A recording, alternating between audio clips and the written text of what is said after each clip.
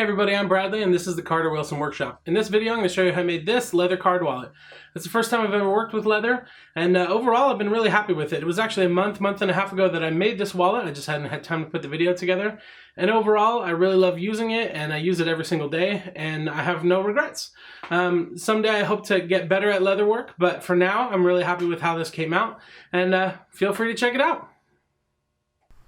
Alright, so here's the Coach leather wallet that I'm basing this project off of, loosely.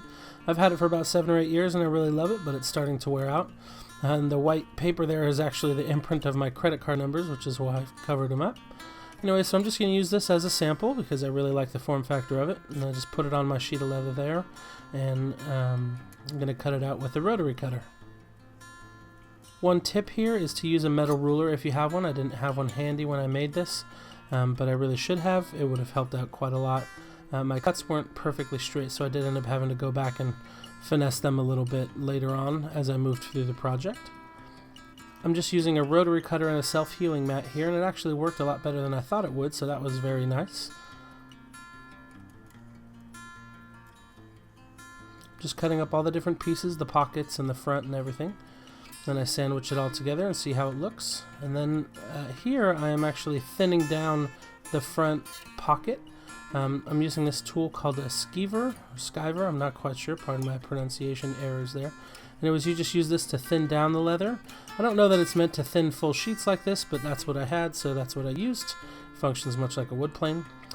Here I'm using a black leather oil dye that I got from Tandy Leather, and I'm applying it with a wool dauber. It's basically kind of a Q-tip made out of wool, and you just apply it to the leather here, let it soak in a little bit, and then wipe it off with a paper towel. I'm just applying it to the edges and the back as well. There really isn't a lot to wipe off if you've done it right and you're not totally flooding the surface, but I just wipe off any excess in case there is any before I move on. You don't see that on camera here though. Now I'm applying gum tragacanth to the edges. And this is to help you burnish the edges, so you put this material on the edges, let it soak in for a little bit, apply a little more, and then you can go over it with the edge slicker here. Now here I'm just slicking the edges for the pieces that I won't be able to access once I stitch it together. It makes it nice and smooth. I'm just using that wood edge slicker there. Now I'm getting ready to glue the leather pieces together with barge cement. I didn't really follow the directions and let it sit as long as I should have, which didn't give me a really strong bond. But in the end it served its purpose, which was just to hold it together long enough for me to stitch it. I'm just applying it to the edges there and then pushing the edges together. So basically I glued the two sides together with their front pockets and then glued the completed sides together after that.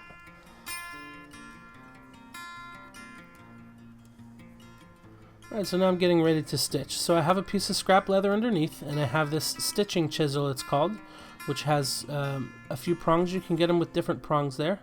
And you just smack it into the leather with a hammer until it comes out the other side, and then you got to pull it out, which is actually a lot more difficult than it looks on TV, so to speak.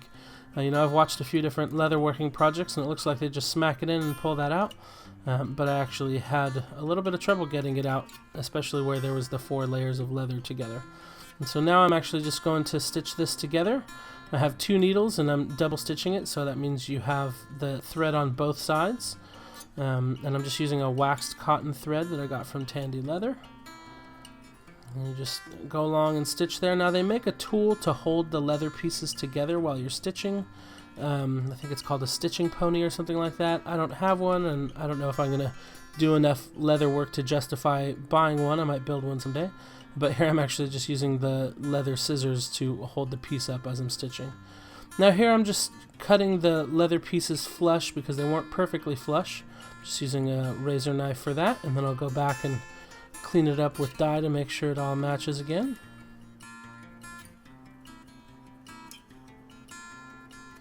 Alright, once the dye is dried and I've wiped off the excess, I go back with the gum tragacanth material again to prepare these edges for slicking.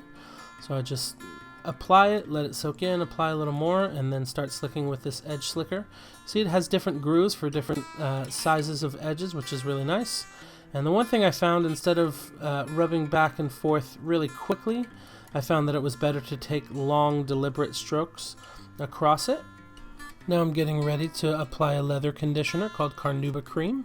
I'm guessing it's based off of Carnauba wax. And just apply that liberally to the surface, let it kind of soak in. Wipe excess off, do it again. This makes the leather really nice actually.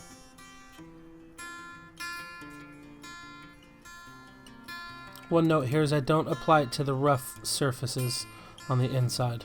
Here I'm using this tool called a bone folder. This one is actually made out of plastic, but traditionally they're bone. I'm just using that to kind of open up the pockets a little bit so I can get my cards in there. And then we are all set.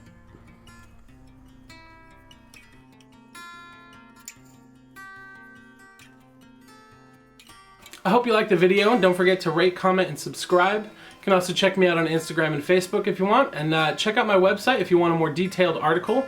Also, one channel I found on YouTube that does some amazing leather work is Ian Atkinson. I'll link him down below as well. His business name is Leotis Leather, or Leotis, I'm not quite sure. But anyways, on YouTube, he's Ian Atkinson, and he does some amazing leather work. Go check him out if you wanted to get into leather, because he really has some amazing videos and tutorials and just some great work. Thanks again for checking this out, and have a good one.